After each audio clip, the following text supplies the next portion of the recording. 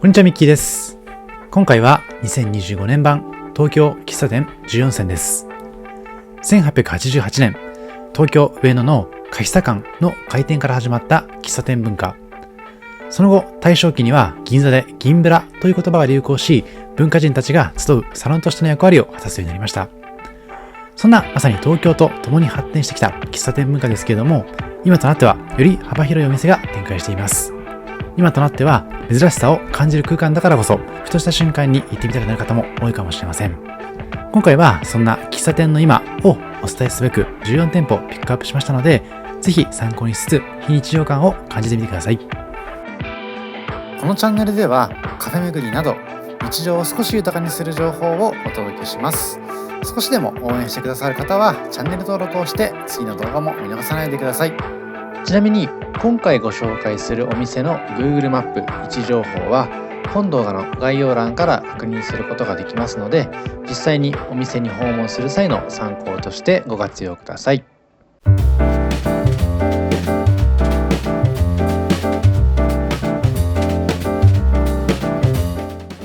まずはじめにご紹介しますのは、東京駅を出てすぐ東京大丸の中にあります稲田コーヒーです。1940年に京都で誕生しました稲田コーヒー。京都の朝は稲田コーヒーの香りからというフレーズが生まれるほどの人気っぷりです。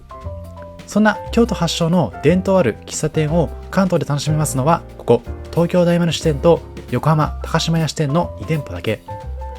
東京大丸8階のシックな木の外壁が目印で、コーヒー稲田という看板は雰囲気満点です。店内に入りますと、洋風のサロンを思わせる赤を基調としたソファーや八重洲の街並みを見下ろすことができます窓際のカウンター席、また落ち着いたボックス席が合計59席ございます。そして看板メニューのコーヒーは創業当時から変わらないネルドリップ式で入れられる一杯。しっかりとした味わいが特徴的です。コロンビアやグアテマラなど様々な産地から取り寄せたコーヒー豆を独自にブレンドし、まさに稲田コーヒーでしか味わえないようなコーヒーに出会うことができます。創業当時からコーヒーにミルクと砂糖を入れて提供されるのも稲田コーヒーの特徴。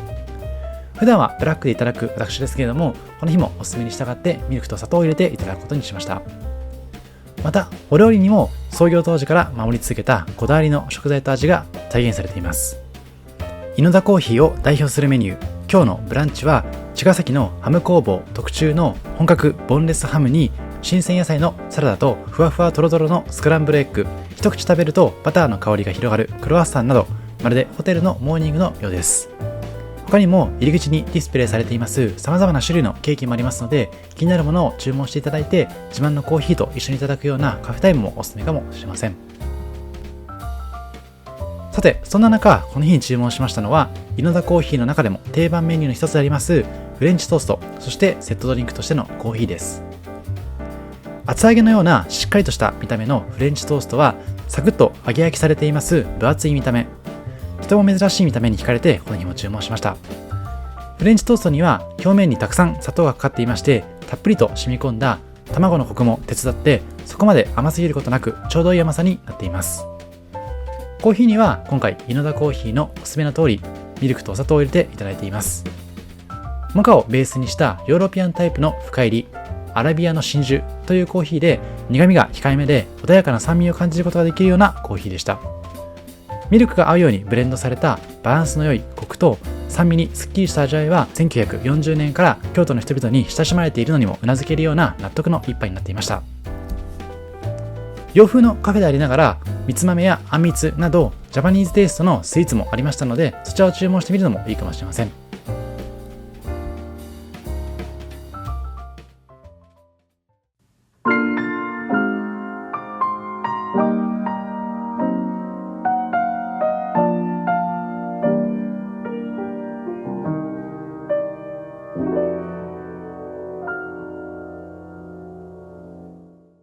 続いてご紹介しますのは、早朝から行列のできます銀座の大人気喫茶店トリコロール本店です。私も久しぶりに訪れたんですけれども、やはり行列ができていまして、席に着くまで30分以上かかりました。とはいえ、並んででも訪れてほしいようなお店なので、皆さんも改めて参考にしていただければと思います。銀座あずま通り、重厚なレンガ造りの2階建ての建物が印象的なこちらのお店。昭和11年に東京、銀座で産声を上げましたトリコロール銀座です。キーコーヒーの創業者であります柴田文治氏が開きまして、今では銀座を代表する老舗喫茶店の一つです。夕暮れ時になると、お店のそばにありますフランス製のガス灯が優しく路地を照らしていまして、そんな風景もなんともロマンチック。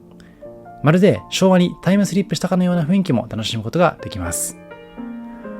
入り口は木製のレトロな回転扉。そちらをくぐって店内に入りますと、赤いベルベットのソファーとバーカウンターが広がっています。そして螺旋階段で2階に登りますと、レンガ造りの暖炉を囲むように、ベルベットのソファーとテーブルがゆったりと配置されまして、天窓からは太陽光が降り注ぐ心地の良い空間が広がっています。そんな2階席は11時半から開放。ちょうどモーニングが終わった後から利用することができます。さて、こちらのトリコロール、2021年、2022年と連続で食べログ100名店にも選ばれていまして、味も抜群。昔の人が好んだまろやかさを感じますアンティークブレンドコーヒーや、インドネシアの直営農場で収穫されましたトアルコ・トルジャコーヒーのコーヒー系ドリンクを中心に幅広いラインナップ。特にトリコロール銀座こだわりのコーヒーは、注文後から豆をひいて丹念にネルドリップで抽出。カップに顔を近づけますと広がる芳醇な香りはまさに極上です。またスイーツなどの焼き菓子も充実。リンゴの甘みをしっかりと感じられるようなアップルパイや、注文後にクリームを詰めて仕上げてくれますエクレア。軽食にちょうどいいサンドイッチなど、コーヒーに合わせたいフード類も非常に充実しています。さて、こちらは名物のカフェオレ。お客さんの目の前でミルクとコーヒーを高い位置から注ぎ入れるパフォーマンスは一見の価値があります。入れる際にはコーヒーとミルクの比率も聞いてくれますので、お好みを伝えていただいて提供していただくのがいいかもしれません。喫茶店でコーヒーを頼むと、小さなカップに7分目までしかコーヒーが入ってなくて、もっと飲みたかったなと思うこともあるかと思うんですけれども、このカフェオレは映像からも伝わるかもしれませんが、なみなみに注いでくれますので、とても満足感の高い一杯になっていました。さて、そんなトリコロール本店、朝8時から11時半まで提供していますモーニングメニューは特におすすめです。今回はこちらのモーニングセットをいただいています。モーニングセットは厚切りトーストと新鮮なサラダのワンプレート。トーストの上で溶けやすいように適度に温まった状態でバターが提供されまして、ちょっとした感動も覚えました。バターを滑らせた香ばしいトーストはサクッという音とともにじゅわっとバターが溶け出して朝から幸せな気分になるかと思います。シンプルなメニューだからこその素材の上質さが引き立っています。こちらに関しましてはドリンクメニューにプラス550円でいただくことができますので、今回注文しましたカフェオレ以外にも気になるものがあれば合わせていただいてみていただければと思います。さて、もう一つは以前にいただきましたアップルパイ。こちらのアップルパイも人気なメニューでございまして、リンゴの皮を剥くところから全て店内で手作りしている一品。あとは先ほどちらっとご紹介しましたエクレアも看板メニューになっていまして、そちらも大注目になっていますので、次に訪れる際には注文してみたいなと思います。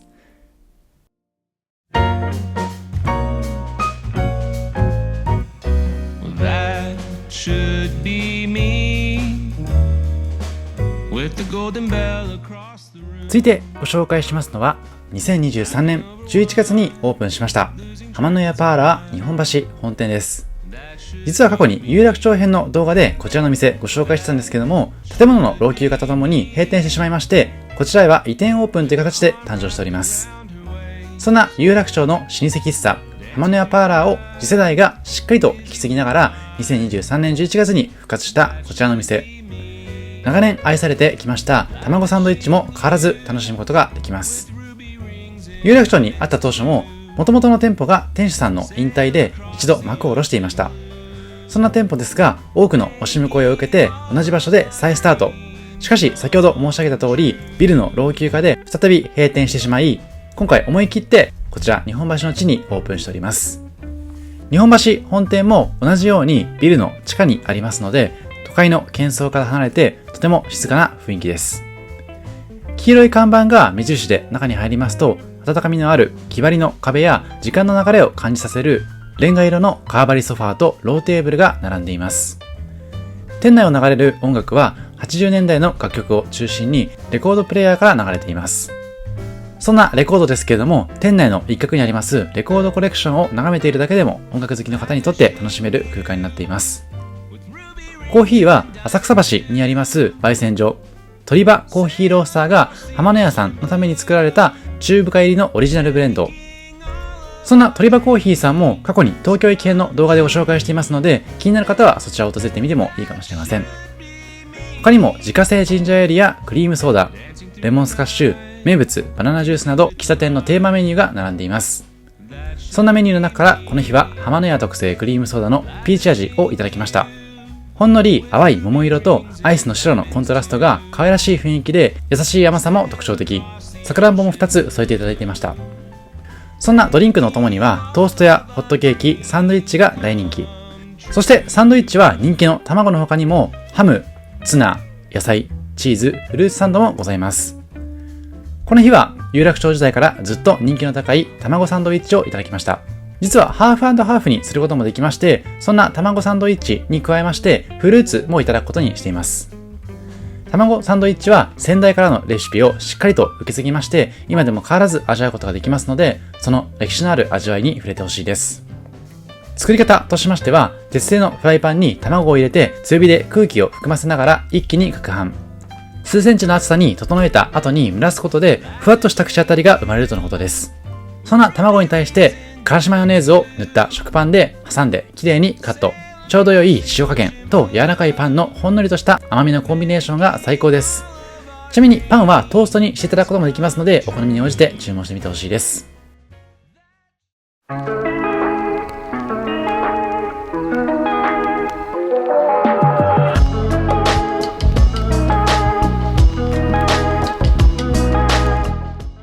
続いてご紹介しますのは、2023年1月にオープンしましたストリーマーコーヒーカンパニーの喫茶店。ストリーマーコーヒーカンパニーさんは過去に渋谷編や赤坂編の動画でご紹介していますので、そちらの店舗をご存知の方もいるかもしれません。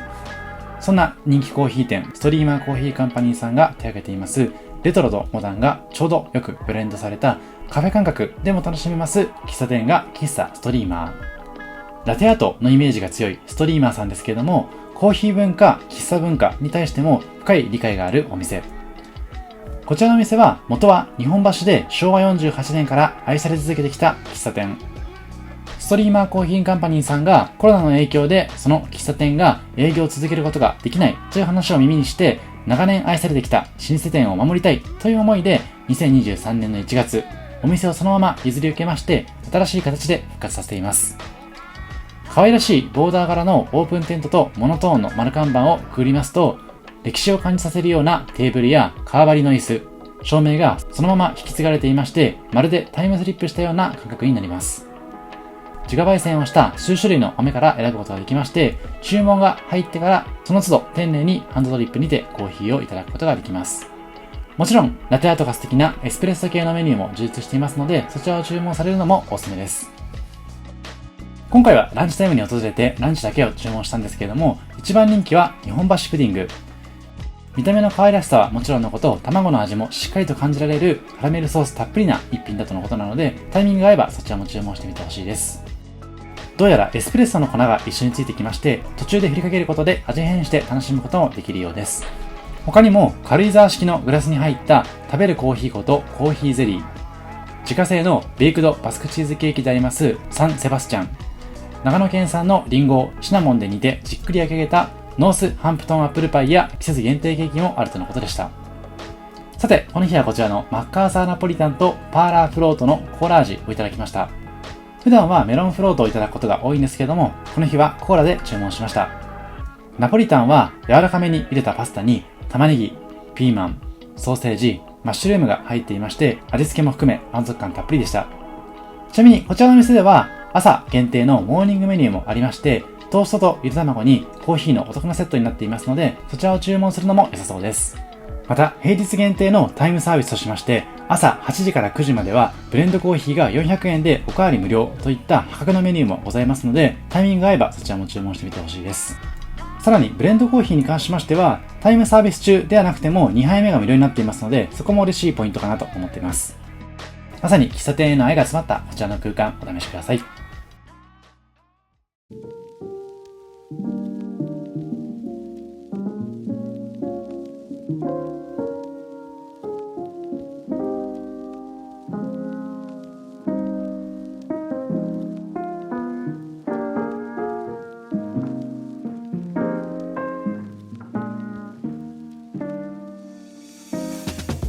続いては神田から歴史のあるお店のご紹介。こちらは斉藤コーヒー店のうち神田店でございます。創業から上質な豆を仕入れて確かな焙煎技術を受け継いで75年になります老舗店。その味を気軽にお試しできる直営の喫茶店になっています。戦後間もない頃から当時なかなか手に入らなかった本物のコーヒー豆を使ったコーヒーをいち早く提供したことで多くの人たちを元気づけたこちらの店。2代目の斉藤さんが本店で全ての豆の焙煎を手掛けまして、その豆を使ってこちらのうち神田店ではコーヒーを提供しています。お店の看板には斉藤コーヒー進出1948の文字、そして宣教師風の長髪の男性がコーヒーを手にするロゴの看板が印象的です。店内は飾ることのないシンプルな内装、気軽に日常的に立ち寄りやすい雰囲気が作られています。そしてこちらのお店の魅力は何といってもコーヒー。こだわりブレンドが3種類ございまして、その名もブラウンゴールド、アメリカンドリーム、キングストンと名前自体にもこだわりを感じます。他にもブルーマウンテンなどの産地別のシングルオリジンは種類が豊富。注文からハンドドリップで入れていただくことができまして、新鮮な状態でコーヒーを味わうことができます。コーヒーが苦手な方向けに紅茶などもありますので、その点も嬉しいポイントです。また、コーヒー以外が魅力になるのもこちらの店舗。朝の時間やちょっぴり小腹が空いた時にはコーヒーにぴったりなトーストやサンドイッチを合わせるのがおすすめ。トーストはシンプルなバタートーストはもちろんのこと、シナモンやチーズがトッピングされたものもございますし、サンドイッチはハムサンド、卵サンド、ミックスサンドと定番ながらしっかりとボリュームのあるメニューとしていただくことができます。さらにおすすめのポイントは何といってもコストパフォーマンスの良い点。この日はブレンドコーヒーのブラウンゴールドとトーストのセットをオーダーしたんですけれども、物価の高騰が著しいこのご時世において、なんとワンコイン500円でいただくことができました。決済方法は現金のみに限られているんですけども、その点だけ注意していただければ満足感高くいただくことができるかなと思います。しかもしっかりと美味しく居心地も抜群のこの空間、とてもお勧めできるかなと思います。こちらがそんなブレンドコーヒーのブラウンゴールドとトーストになっているんですけども、トーストも半分ずつマーマレードとジャムにつけていただくことができましたので、そういった工夫をしていただける点もおすすめのポイントです。神田駅からも近いながら落ち着いて過ごせる空間なので、結構穴場なのかなと感じています。また神田神保町エリアなどこの辺りはまだ喫煙可能な空間が多い中、こちらの店舗は2018年から禁煙になっているということでございますので、タバコを吸わない方にとってはその点も嬉しいポイントなのかなと思っています。トースト自体もこんな感じで厚切りになっていますので、ボリュームたっぷりに朝からいただくことができました。ぜひ皆さんも神田駅に用事がある際にはちょっと朝早く起きて訪れてほしいです。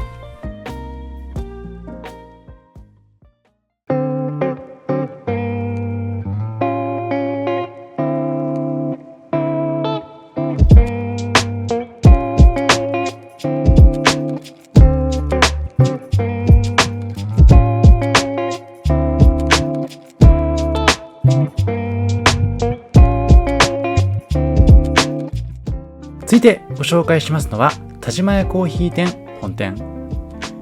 東京オリンピックが開設されました昭和39年に新宿西口の思い出横丁にて創業されました老舗の純喫茶。誕生から50年以上にわたりその歴史と伝統を育んできています。新宿駅近くの角地に佇みまして、外観からすでに特徴的。時代の流れとともに変わりゆく街の風景と行き交う人々の姿を目の当たりにしてきました。実は喫茶店以前からの変遷を含めますと73年の歴史があるとのこと。昭和20年、創業者であります倉田さんが旅行カバンと雑貨の卸と小売を開始。そこから洋品店を経まして現在の喫茶店の前身であります純喫茶エデンを開店したとのことです。ということで喫茶店だけでも57年の長い伝統を誇っています。さて、いざ店内に足を踏み入れますと、長い年月をかけて磨き上げられました木のぬくもりが心地よく、クラシックな雰囲気が広がっています。 BGM とジャズが流れる落ち着いた空間で、新宿の雑踏というロケーションと店内の雰囲気のギャップが絶妙でございます。座席数は多く、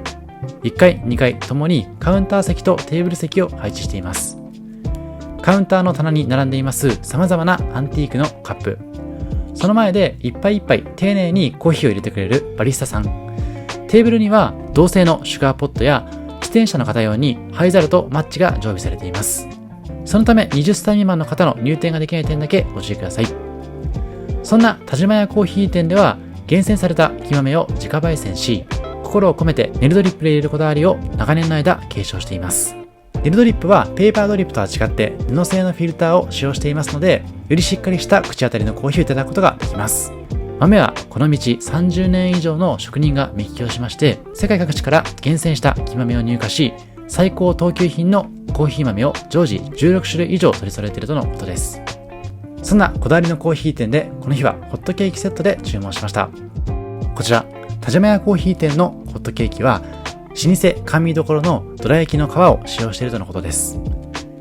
ドラえもんが大好きなどら焼きのモデルとなった時屋さんのどら焼きだと思われます。その味わいをぜひお試しいただきたいです。ホットケーキにはホイップとブルーベリージャムが添えられまして、隠し味に味噌が加えられているといいます和風のアレンジ。細やかに詰まっていまして薄い仕上がりになっています。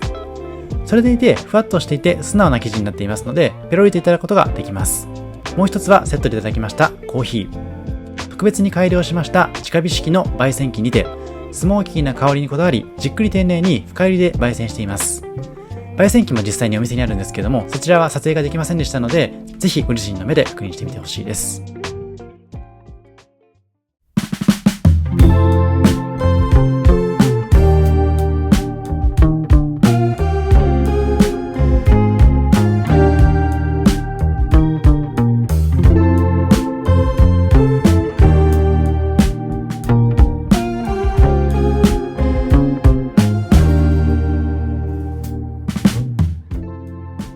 続いてご紹介しますのはコーヒータイムス。こちらは昭和らしさを感じられます新宿の純喫茶です。新宿駅東南口から徒歩1分という好立地。現代の喫茶店にしては珍しく、タバコを吸いながらコーヒーや軽食を楽しめる貴重な空間。そのため未成年の入店は NG。その点だけあらかじめご注意ください。1967年創業のこちらの店。昭和レトロな雰囲気をそのまま残しているのが特徴的です。エンジ色のコーヒータイムスという看板が目印で、ショーケースの中に飾られたパンなどの食品サンプルも見どころです。空前の喫茶店ブームが訪れていました1960年代。人々がワクワクしながら店内に入っていった光景が令和の現代においても思い浮かびます。内装は木目調の角度、クラシカルなインテリアで統一。天井から吊るされた照明が何とも温かな雰囲気になっています。2人掛けのテーブルがたくさん配置されていますので、1人でコーヒー片手に静かに過ごすのもいいですけれども、ご友人と会話を楽しんだり様々な目的で使えるような喫茶店です。店名のタイムスの名前の由来は、新聞が読める喫茶店であったこと。スマホでウェブをチェックする代わりに、ここで新聞を読みながらコーヒーとタバコをたしなんでいたことに由来します。そんな昭和の雰囲気をそのまま継承するために、コーヒータイムスは全席喫煙のまま。昭和の懐かしい雰囲気をそのまま味わいたい方には、コーヒーとともにリラックスできるような空間です。さて、この日に注文しましたのはモーニングサービス。トースト、ゆで卵と自家製のポテトサラダにコーヒーがセットになったお得なメニューです。厚切りトーストにはバターが薄く塗られていまして、お塩を振った片茹での卵と合わせて食べると美味しいです。自家製のポテトサラダはマヨネーズが控えめ。じゃがいもの美味しさがダイレクトに伝わってくれるような味です。コーヒーは苦味と酸味のバランスがちょうどいいような味わい。バターたっぷりなトーストとの組み合わせも抜群でした。ぜひ大人の隠れ家空間としてご活用ください。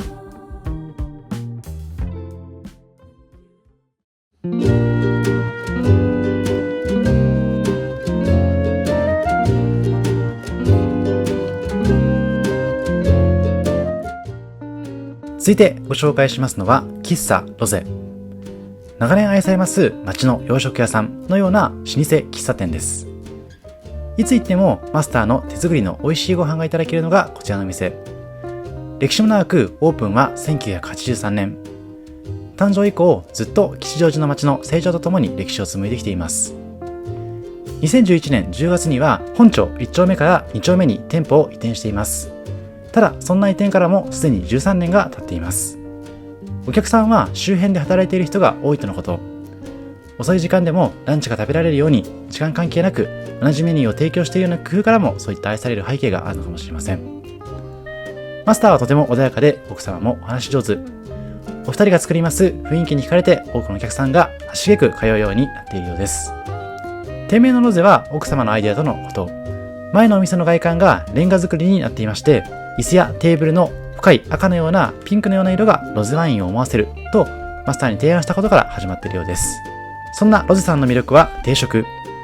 ナポリタン、オムライス、ピラフやハンバーグと定番メニューは一通り揃っています。その中、この日いただきましたのはハンバーグ定食。マスターがデパートの食堂で働いていた頃に一緒だったホテル出身のシェフから教えてもらった自慢の一品。自分流にアレンジも加えたとのことで、ここでしか味わえないような味が再現されています。ハンバーグは胡椒やナツメグがしっかり効いていまして、中はうっすら赤みがあってふんわり。表面は鉄板でカリッと香ばしく焼けています。熱々の鉄板に乗っけられました大きなハンバーグ。デミグラスソースもとても美味しいんですけれども、別のメニューとしてチーズが乗ったものもありまして、いずれもライス、味噌汁、お漬物がついてきます。加えていただきましたのはクリームソーダ。カラフルでアイスの色とのコントラストも美しい、目でも舌でも楽しめるような飲み物です。この赤色自体もロゼらしさを象徴するような色になっていました。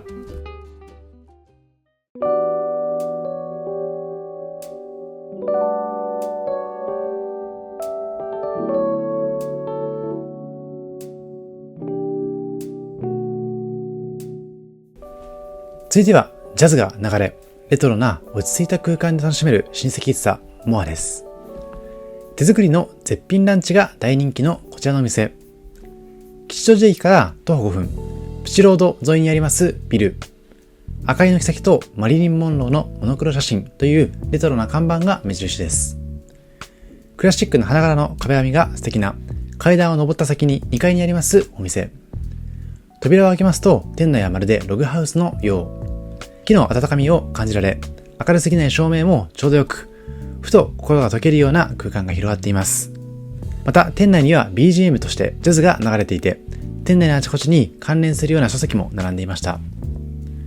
こちらは夜はバーとして本格カクテルやウイスキーなどが楽しめ、昼は手の込んだランチが人気になっています。そんなランチに関しましては、メインとサラダ、そしてドリンクもセットになった嬉しいメニュー。さらにランチタイムが17時まで OK になってますので、少し遅めのランチの際にも重宝するようなお店です。そんなモアさん、メニューは洋食が中心で、どれも手間暇かけて作られた本格派です。定番としては、ナスのボロネーゼ、とろりクリームチーズのドライカレー、またトロトロに煮込まれたカポナータ、オーブンで焼かれたスパイシーなパリパリのチキンが絶品とのこと。さらにボリューム満点のグリルドジャークチキンライスもおすすめになっています。まさに隠れ家的な雰囲気になっていますので、一人で落ち着いて楽しむのもいいですし、少人数でこっそりお話をしながらくつろぐのもいいかもしれません。結構長居されているお客さんもいた印象だったので、人気カフェだと1時間限定ということもあるかと思うんですけども、そういったところも嬉しいポイントなのかもしれません。さて、メニュー表も非常にレトロ。先ほどまでランチメニューとフードメニューをご紹介したんですけれども、カフェタイムにもスイーツとコーヒーを合わせていただくこともできますので、そういった楽しみ方もぜひご検討ください。そんなカフェタイムの際にはケーキセットがおすすめ。モカトルテというケーキやベイクドチーズケーキ、アップルパイにコーヒーもしくはお茶がつきまして960円でいただくことができました。もちろんケーキは単品でも注文することができますので、ランチを食べた後にランチについたセットドリンクと合わせてスイーツをいただくのもいいかもしれません。さて、その中から今回は柔らか卵のオムライスを注文。卵はふわふわでトロトロ。口の中でとろけるような美味しさになっていました。また、中に包まれたケチャップライスは懐かしい優しい味。細かく丁寧に刻まれた玉ねぎや人参の食感も楽しめるような一品になっていました。また、卵はちょうどいいバランスの味わい。さらにボリュームもたっぷりでデミグラスソースと絡めることでその味わいも変化していきましたので、ぜひそういった部分を含めて楽しんでいただければと思います。そして食後のドリンクにはコーヒーを今回いただいています。ドリンクとしてはランチセットの場合、コーヒーもしくは紅茶から選ぶことができるんですけども、コーヒーの場合は苦味と酸味のバランスがちょうどいいようなさっぱりと味わえるようなコーヒーになっていました。様々なランチメニューが充実していますので、何回か訪れる中でお好みのランチを探していただいてリピートしていただくのがいいかなと思います。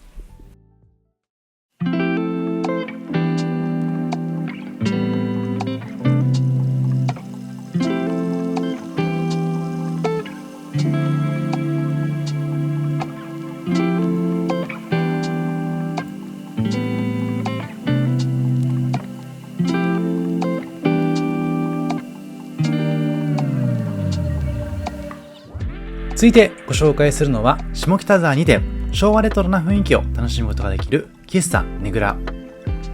昭和レトロな看板が印象的で、2017年3月にオープンしたのにもかかわらず、まるでもう何十年もそこに佇んでいるような外観です。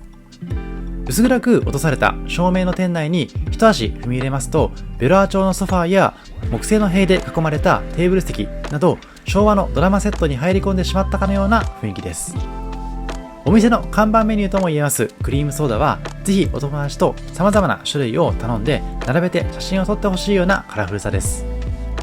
なんとそのクリームソーダの多さは都内でも群を抜いておりまして、この日のメニュー表で確認できただけでもなんと21種類。真っ赤なソーダ水の上にチョコレートアイスとダークチェリーがトッピングされたブラックチェリークリームソーダ、ビビッドな黄色の冷やし飴フロートやほんのり甘いラベンダーの香りがする薄いパープル色のラベンダークリームソーダなどは、なかなかご覧になることができないかもしれません。そしてこちらの喫茶ねぐらは大人な空間でもあります。実はクリームソーダにジンやラム、ウォッカなどのお酒を加えることもできますので、アルコールをほんのり感じることができる大人のクリームソーダもいただけます。組み合わせは自由でございますので、注文するソーダと組み合わせるお酒のイメージが湧きづらい方は店員さんに相談してみると良さそうです。またクリームソーダ以外にも本日のコーヒーやホットティー、アルコールドリンクもありますので、そちらも注文してみてほしいです。あとはチョコレートマシュマロトーストなども人気メニューでございますので、そちらはコーヒーやクリームソーダと一緒にいただいてみてほしいです。さて、この日いただきましたのは喫茶セット。喫茶セットではナポリタンを合わせていただくことにしました。セットの概要としましては、お好きなクリームソーダとバターが効いている喫茶店ならではのナポリタンやポークジンジャー、ピザトーストをセットにしていただくことができる食べ応えのあるメニューです。クリームソーダは幅広い選択肢の中からラムネブルークリームソーダをセレクトしました。運ばれた段階ですぐに動画を撮ったんですけれども、とても高く飛び立つクリームソーダだけにクリームがどんどん崩れていってしまいました。ですので皆さんも運ばれた瞬間のシャッターチャンス逃さないようにしていただいて、写真に収めてみてほしいです。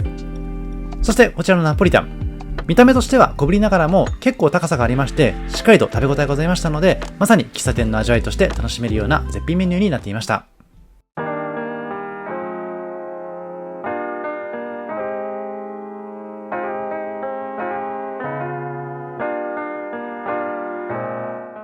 続いてご紹介するのはコーヒー社ダンケ。こちらのお店は1972年創業、歴史があります浅草の喫茶店です。地元に愛されるアットホームな空間。今回来店した際も地元の方や常連客の方でずっと賑わっていました。実はこちらテレビでもよく紹介されるとのことで、芸能人も絶賛する喫茶メニューが多くあります。なお店内は喫煙可能になっていますので、タバコの匂いが苦手な方はご注意ください。店頭にはメニュー表も載っていまして、様々なメニューを確認することができますので、ぜひじっくり選んでいただいて店内に入り注文していただければと思います。さて、店内はご覧のような様子。レトロな雰囲気に包まれていまして、ランプ含めインテリアが見どころたくさんです。また店員さんとの距離も近いので、ゆったりと雑談しながら喫茶店の雰囲気を楽しむことができます。さて、ここからは順々にメニューの魅力をご紹介していきます。この日は名物のパスタメニュー2種類とデザートをいただいています。まずいただきましたのは定番のナポリタン。ナポリタンは麺の硬さが絶妙な一品。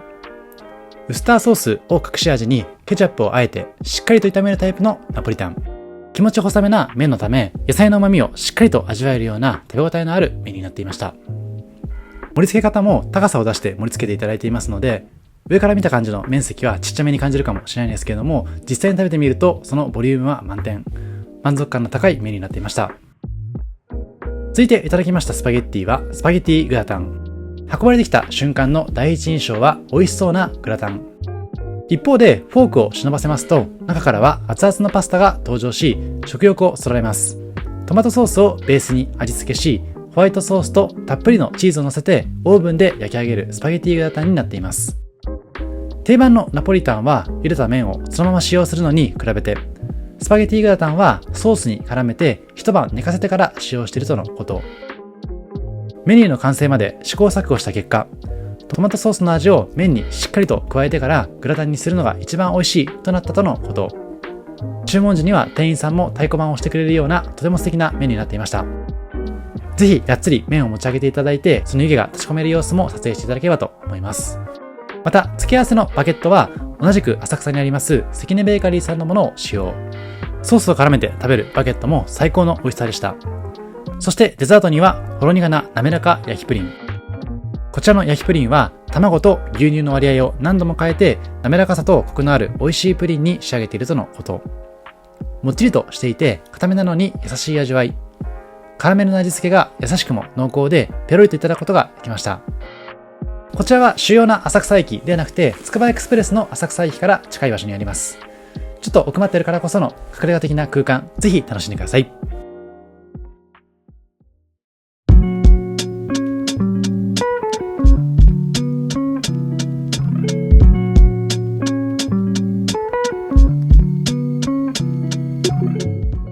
続いても老舗喫茶店のご紹介。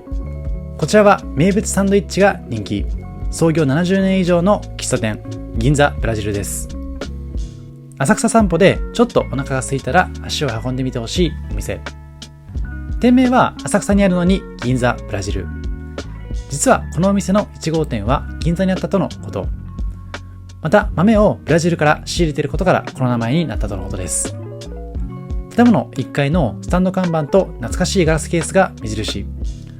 すぐ横の階段を上がりますと、その奥にお店の入り口があります。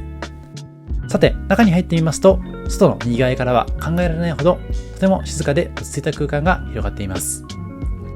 外からのイメージとは違って奥行きがある店内は広々としています。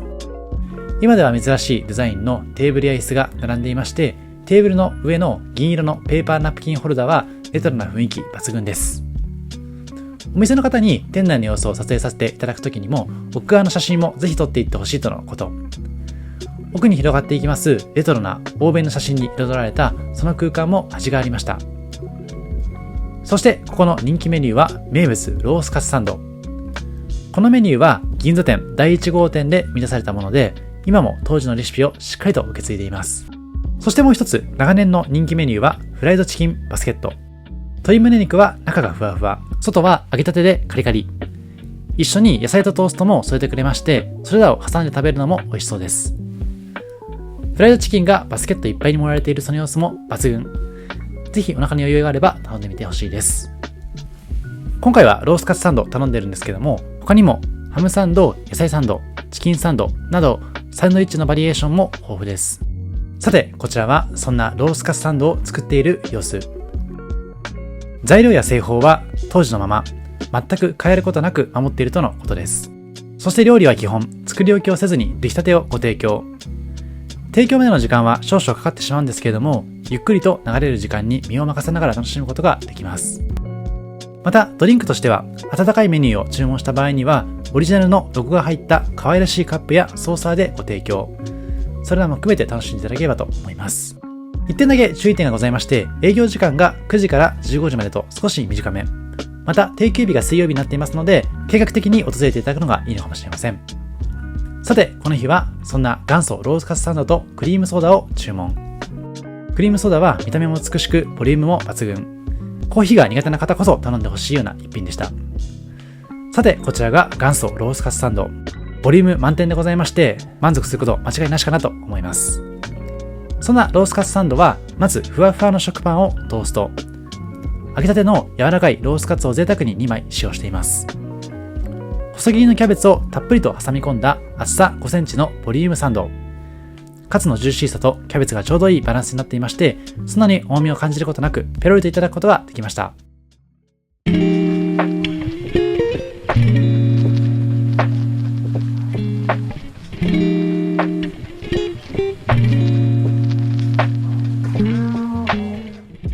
続いてご紹介しますのはコーヒー屋東上野店。昭和の雰囲気をそのまま残した老舗の喫茶店。懐かしい名物のホットケーキは特に注目です。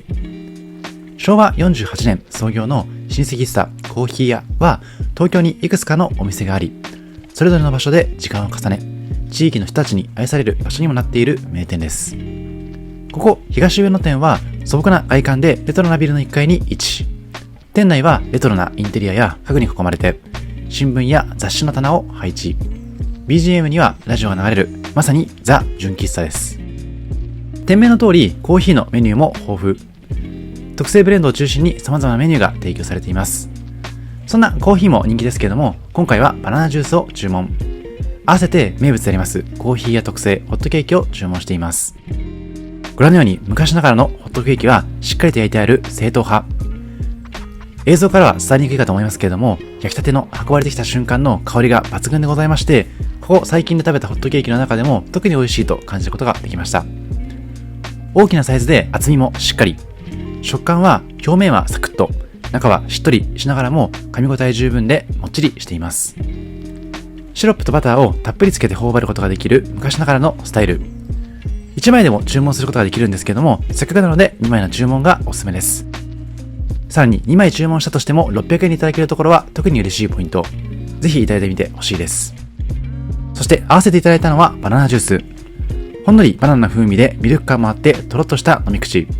注文後からしっかり作ってくれるようなバナナジュースのスタイルで喫茶店らしさを感じる、手作りのぬくもりを感じる、そんなお店になってたかなと思います。もちろんコーヒーもおすすめですし、コーヒーとしましてはウインナーコーヒーだったりフランス風のカフェオレ、ホットモカジャバといいますオランダ風のコーヒーなど様々な各国風コーヒーを提供。まさにコーヒー屋という名前に恥じないような提供スタイルになっていました。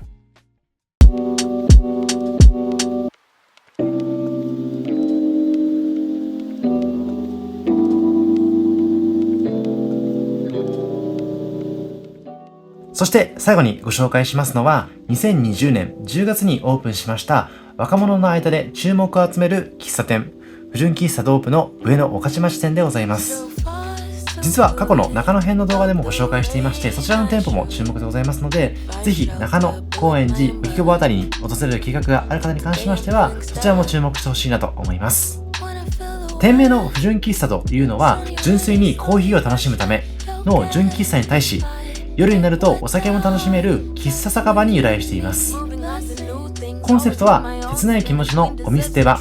夜になると開きたくなる扉